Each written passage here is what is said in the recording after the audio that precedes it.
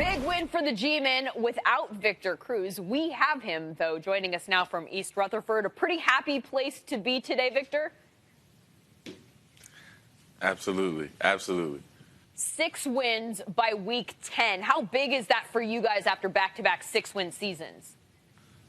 Feels great having 6 wins right now in this point of the season, and week 10. It's just a tremendous feeling, especially like you said, coming off of last year where we only had 6 wins total. How about the way you got that win? 4th and goal at the 3, and you go for it. That was a pretty aggressive play call. You like that?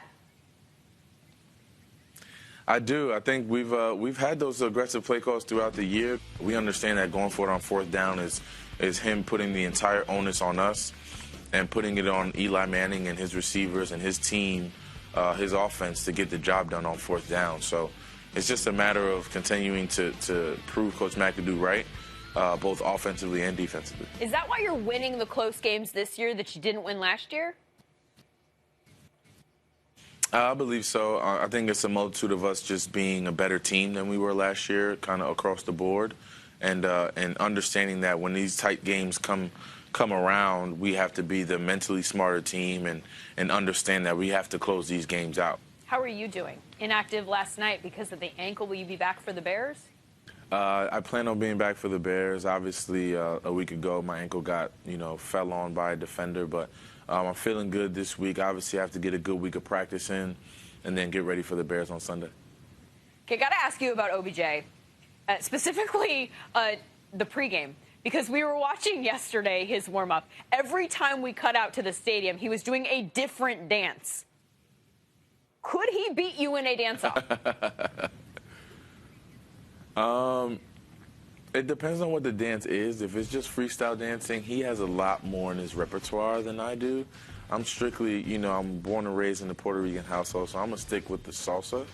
But he obviously loves to dance, and he has a whole bunch of different moves that he likes to pull out and just enjoy himself. It felt like, though, one of the times that we cut out there, he was doing something that didn't even look like a dance. It looked like it may be something like Tai Chi or something of that nature.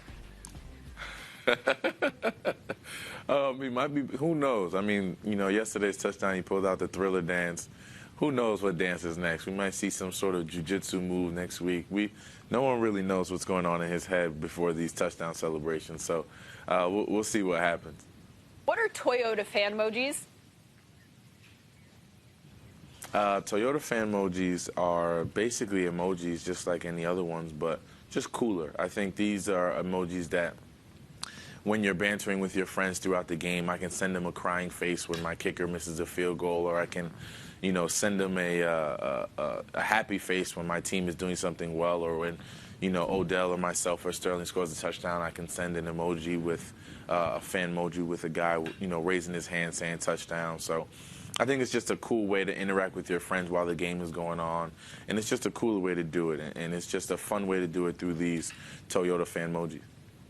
Victor, looking forward to seeing you back out on the field next week. Thank you so much for your time. No problem. Thanks for having me.